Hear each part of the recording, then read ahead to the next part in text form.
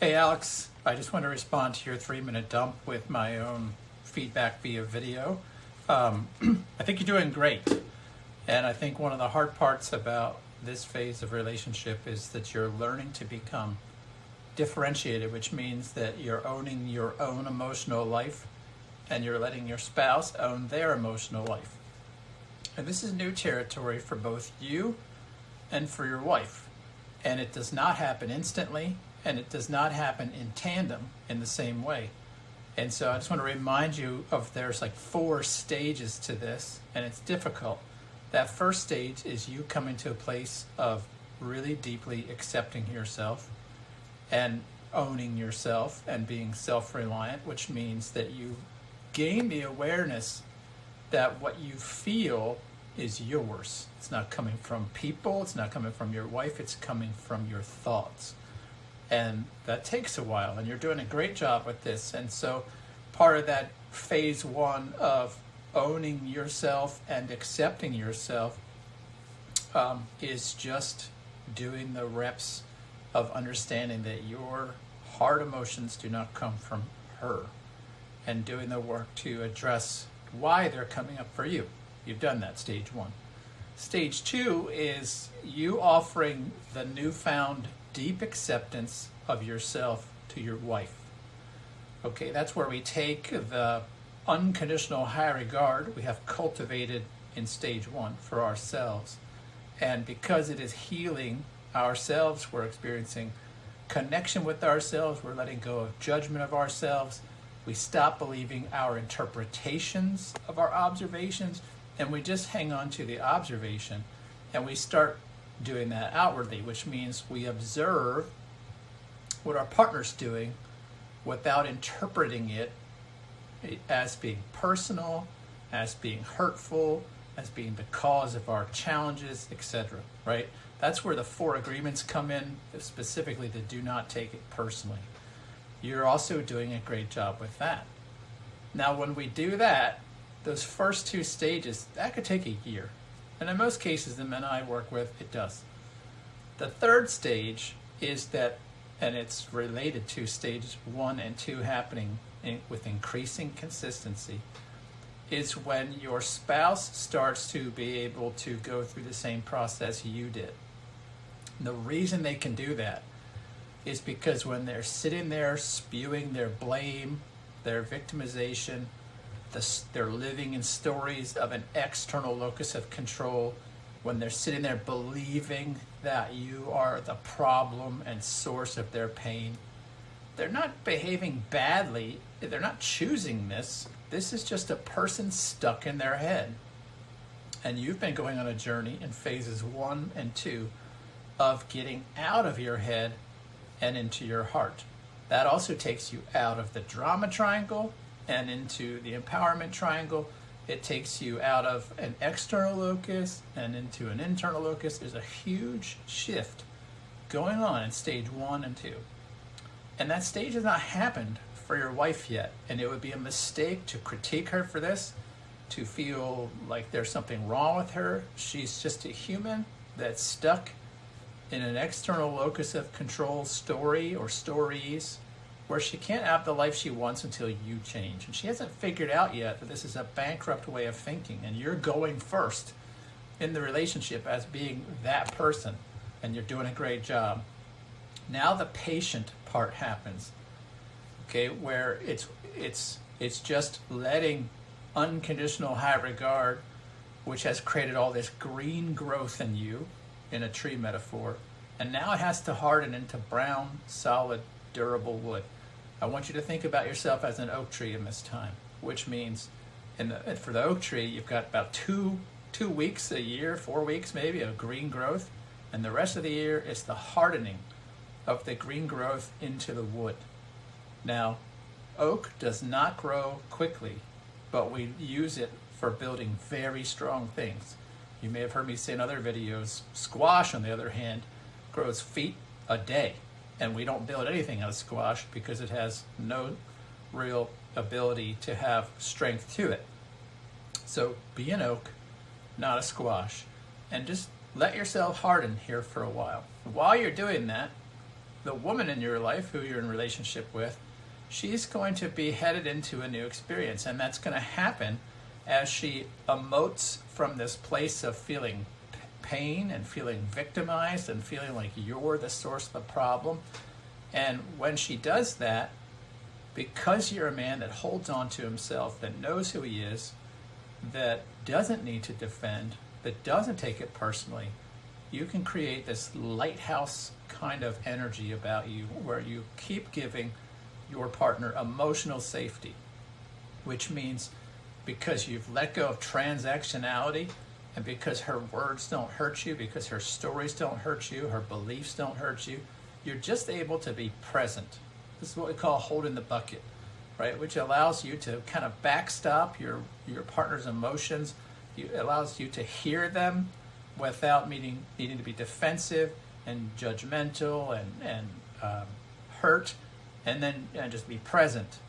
Now, my experience is when you do this matched with good communication skills, things like we've talked about in the book, I hear you, learning how to validate, how to truly listen with empathy, compassion, warmth, appreciation, and kindness, you will lead your partner into a place where they begin to see that you're not the issue. Now, this is true about 8.5 times out of 10. It's not always true. Some people really want to hang on to their pain and victimization, but you won't really be able to know if that's the case until you give them this some time. And you also need to be strong and resilient and consistent here before you make such a conclusion. And I would prepare to do this for 6 months to 12 months as well, where you're really good at being a resilient man who is imperturbable and impervious to critique. Now, a lot of people watching this might say, it's not possible to be impervious to critique. It absolutely is. When you don't reject yourself, the rejection, critique of others is something you can be impervious to. Imperviousness to other people's critique comes from knowing, accepting, and approving yourself. And that's the best part of this journey for us, the spouse in this moment, because that's what's solidifying you in that oak tree season. When you do this, stage 3 is your partner come into a place where she can increasingly accept herself and realizing that you aren't the source of her pain. Her thoughts are the source of that pain. Now, some of that is going to be by you operating in the antidote of the drama triangle, which is the empowerment dynamic. That's when we play the role of challenger and coach. When a person comes to us in a victim mode, we hold a mirror up and say, no, you're not a victim, you're a creator. You have the ability to do something about your situation. I know you think it's me. That's when they think that you're the persecutor. But I'm not the issue, right? And that's when you play the challenger. And instead, you help them see that they're living in a disempowered story where other people have the capacity to make them happy or sad, angry or joyful. And you challenge them to take the possession and ownership of that story back.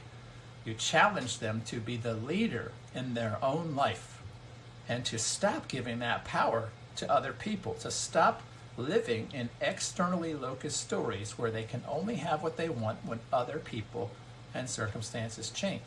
This is a real gift that you can give your spouse in a moment like this, because she's living in a disempowered state in this, at least in this season of marriage. I'm confident, and I know from experience with helping tons of men through this, that if you do this, you're giving yourself and your partner and your relationship a great gift. They will mature and understand, oh, okay, you're not my problem. Some of my problem is my immaturity in expressing my needs, my belief about where needs are met, and my insistency, like children, that other people keep providing for everything I want, need, or desire. And at this point, this is when your partner grows through the same thing that you did, where they realized that they've got to captain and lead their own lives. And they have to become the hero in their own journey. This could be a really painful process, as you know. It takes time, it takes patience, but all of that is accomplishing tremendous character growth for you. Now, if you're really, really patient in this stage, the next thing that happens, similar to your stage 2, is your partner from a place of now fully accepting themselves, letting go of judgment for themselves, letting go of stories about inadequacy, addressing their pain, addressing their wounds, addressing their frustrations, can now turn the acceptance that has been brewing in them towards self back to you. That's that fourth stage when the woman in the relationship is now returning that appreciation and acceptance to you. And so that by that fourth stage, you have really navigated out of the disillusionment and power struggle to this beautiful stage of marriage called the acceptance stage. Now, let's unpack this a little bit more. Those four stages I just talked about are like the kind of the Sven Masterson theory of a breakdown or substages of the disillusionment stage. Most people actually don't get out of the disillusionment stage because they're too caught in the power struggle and the impossible standoff waiting for the other person to change their scenario. But the problem is you've got two people who are just fixated on the other person changing, which is why people tend to just break up the relationship at this point, and it's Splitsville, because they're in a standoff, and they're in a standoff where most people's beliefs are, I can't have what I want until my partner changes.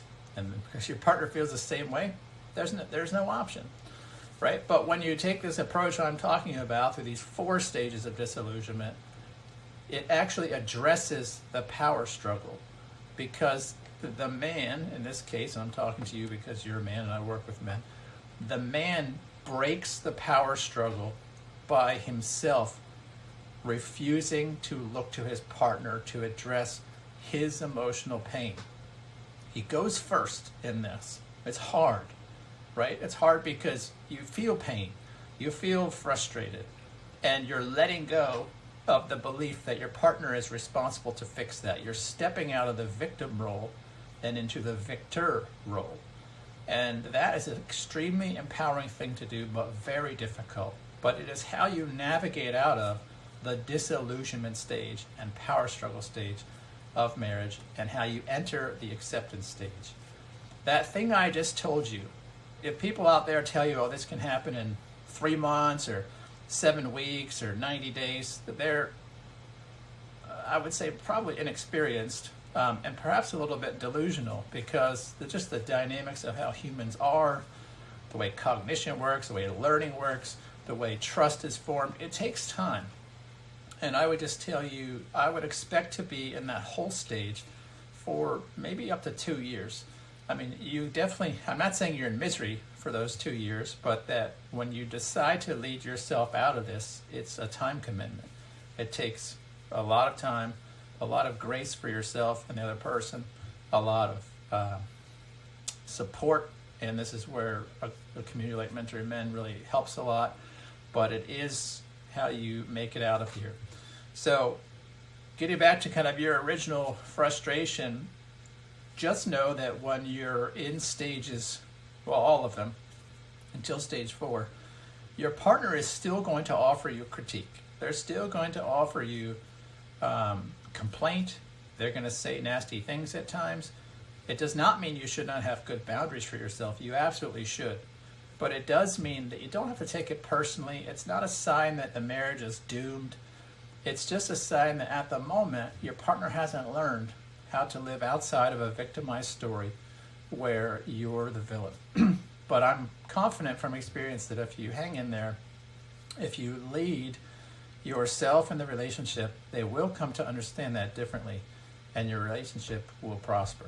So with that, I wish you a good day. I'll talk to you soon. Take care.